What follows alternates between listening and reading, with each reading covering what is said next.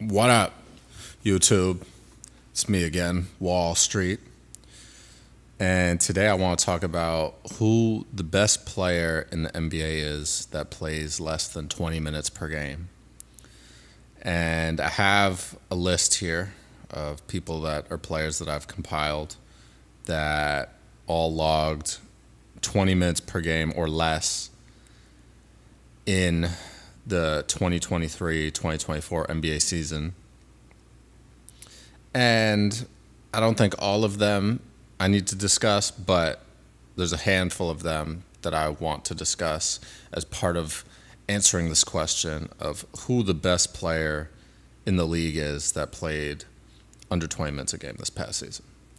Because people that play under 20 minutes a game typically aren't going to win Sixth Man of the Year or anything like that. You're probably the eighth man off the bench, maybe the seventh.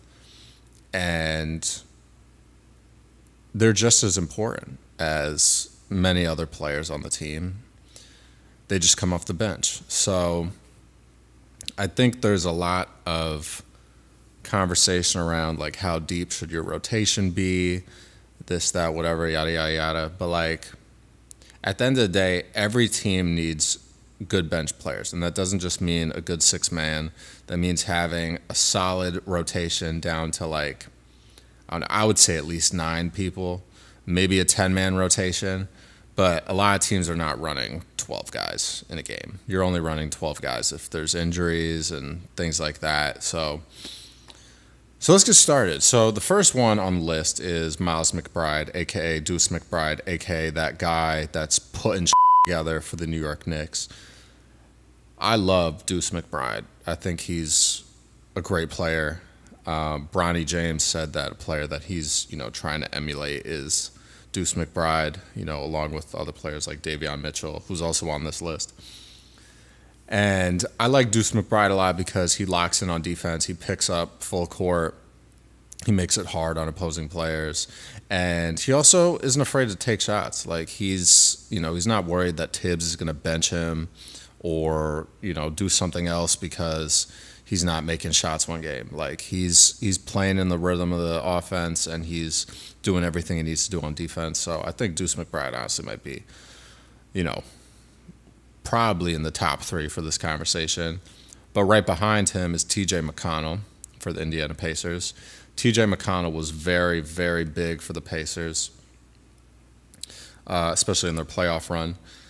And he's similar to Deuce McBride, kind of a scrappy, smaller guard who, picks up full court, makes it tough on opposing players, and really just makes them work for every shot that they get, makes them work for every loose ball.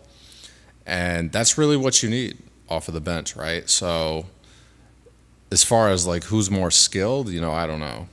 I really don't know. I think Deuce McBride and T.J. McConnell are fairly even when it comes to skill level. T.J. McConnell's probably a much better passer, so I'd probably give T.J. McConnell the edge at this point in time, but I think Deuce McBride's a better defender, so that's something to keep in mind. Larry Nance Jr., who got traded to the Hawks this offseason. Yeah, I mean, he's a good player, but I don't know if I wouldn't call him the best player in the league to play under 20 minutes a game, so I like Larry Nance, though. Has a couple of highlight plays here and there, dunking on people, doing all that shit. But I can't give the edge to him. Alec Burks definitely should be up there. He's a different kind of player, though, than Deuce McBride and T.J. McConnell. Alec Burks is a microwave off the bench and lights it up, can score in bunches, can score in a hurry, and really isn't fazed by, the moment or pressure. He's just a scorer. And if you let Alec Burks play 35 minutes a game, I wouldn't be surprised if he averages 25 points a night. Like, he's that good, and he's pretty, he's getting up there in age. He's definitely in his 30s. I think he's like 31 or 32 at least. He might be older. But he was in the 2011 draft class, and he's still hanging around. He's been a good player for a long time, and he's very malleable to whatever role you kind of put him in. So he can be six man, he can be a starter, he could be the last guy off the bench. It doesn't matter. When he gets time in the game, he's going to make it count. So I respect Alec Burks a lot. I think he's a really good player, professional. Mo Wagner, energy guy off the bench. He's definitely not the best player to play under 20 minutes a game, but he serves his purpose very well. And he did a very good job for the Magic this past year. Brings energy, is talking on the court. He does things to get under the opponent's skin. And that's what you need off the bench. Sometimes you don't need someone to come in and drop 20 points in 5 minutes. You need someone to come in and rile the guys up and, get a putback dunk and, have lots of energy. That's something that every team needs. So he's definitely valuable. I wouldn't say that he's the best player to play under 20 minutes a game, though. Trace Jackson Davis, he was a rookie. I mean, he's too young. He definitely is another energy guy like Mo Wagner, but the Warriors didn't really do that well this past year, so I don't think I can give it to him either. Aaron Holiday. Aaron Holiday is very good. Was good for the Rockets. But, yeah, kind of an energy guy, similar to T.J. McConnell, Deuce McBride, picking up full court, playing tough defense. Aaron Holiday is a smaller guard. I think he's the smallest one out of the Holiday group of brothers. I think Aaron's like 6 foot or 6'1", and then Drew's like 6'4", and then Justin's like 6'7" or 6'8".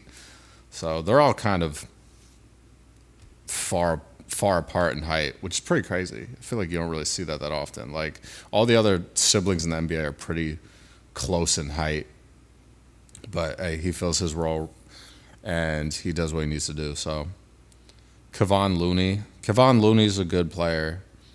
I can't say that he's the best player to play under 20 minutes a game. He's just not skilled enough in my opinion, but he's a great player. Once again, an energy guy.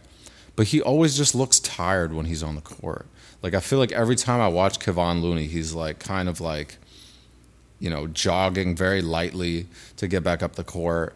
Maybe he needs to work on his conditioning a little bit. I don't know. I mean, I'm sure he's in good shape, but I can't say that he's the best player to play under 20 minutes a game. That's just not it. Davon Mitchell, I mentioned him. Davon Mitchell's a good player. He, picks up full court too. Defensive minded. He's kind of gone down in terms of production since he got drafted by the Kings. But now that he's on the Raptors, I think he's going to have a really good impact and really, kind of make a name for himself. I feel like he'll have more room to take shots and, just produce more on the Raptors, especially because they're kind of just like a rebuilding team now. So I think he's going to get good minutes. It's likely that he gets more than 20 minutes a game next season. But on the Kings team that's a little bit more loaded and guard heavy, he wasn't really getting as much playing time as I really thought he should have been. But I've always liked Davon Mitchell, ever since he came out of Baylor, He got picked pretty high. I think he got picked like top 10. And, hasn't really panned out, like to be a superstar, but he fills the role that he needs to, and he's a good player. So Isaiah Jackson, he's on the Pacers. I mean, he's good, but I wouldn't say he's one of the better players to play under 20 minutes a game. Max Christie's a good player as well, but can't give him the, best player under 20 minutes per game. Jeff Green is kind of like, I feel like he's getting these under 20 minutes. He's just getting spot minutes here and there because, he's a veteran on a Houston Rockets team. And he plays when he needs to, but he's getting up there in age too. I want to say he's like at least 35 now. So, and Jeff Green has had some crazy, injury issues in the past. And like he had to have heart surgery and all this. So props to Jeff Green. I mean, Jeff Green's really an American hero at this point. Guy's all time. He's all time. Dario Saric, I just can't give it. I can't give any of these Warrior players the best player under 20 minutes a game because they just didn't play well this year. And I don't know. I'm not like a Warriors hater, but I definitely don't root for them to win. And I just don't think that their bench is that great right now. So like, despite being one of the better players to be like the 7th or 8th man off the bench, I mean, I still don't think Dario Saric was doing what he was supposed to do. Dario Saric, in my opinion, hasn't really fulfilled his potential since being drafted. I feel like coming into the league, like we all kind of thought he was going to be like a 6'10", like point guard, and he's kind of just he doesn't really have crazy guard skills like that. He can handle the ball a little bit, but like it's not that far from average in my opinion. But he's good. He's a decent role player, and he'll be, you know, in the NBA for a couple more years at least, I think. But ooh, and then last on the list, Andre Drummond, one of my favorite players of all time. From an efficiency standpoint, Andre Drummond might be the best player on this list just because he gets so many rebounds. Like, he produces no matter how much time you give him.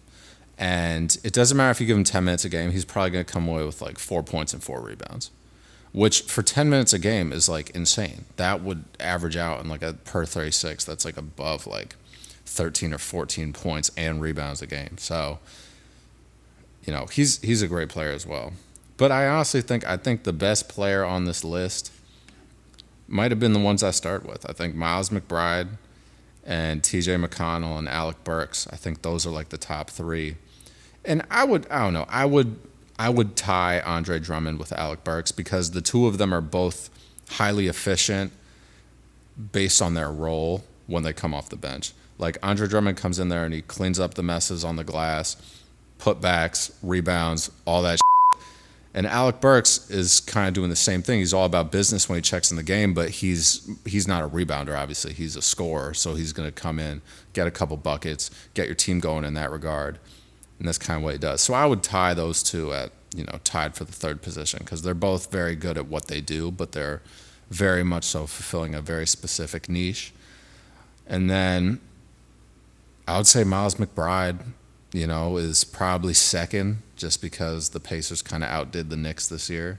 And I personally think that TJ McConnell is just a little more experienced, and TJ McConnell plays a little bit harder. And, you know, I think Deuce McBride will eventually become the better player, but at this point in time, I'd have to give the award to TJ McConnell. I think TJ McConnell is the best player in the league this past season that played under 20 minutes a game. So you guys let me know what you think in the comments. You know, if there's a player that I didn't discuss or somebody that I missed that you think is better, that plays under 20 minutes or plays under, you know, 15 minutes, you know, let me know, because I love, you know, looking into the guys that, you know, are budding stars that might be on the bench right now, or really good role players that just come in and do what they have to do. You know, guys like that in the league I really respect, and I really think, you know, every team, in order to be a winning team, you need guys that are going to come in, accept their role, and be proud of being a star in their role. Because if you don't have that, it's going to be tough for you to really put together at all. Like, you're not going to have a good team. You're not going to have good chemistry. Not everyone can be a star, but everyone can be a star in their role. So, yeah, like I said, let me know what you guys think. You know, if you like this video, if you want to see me drop more content, please like, comment, subscribe, do all that. And I'll be back with more videos soon. Peace.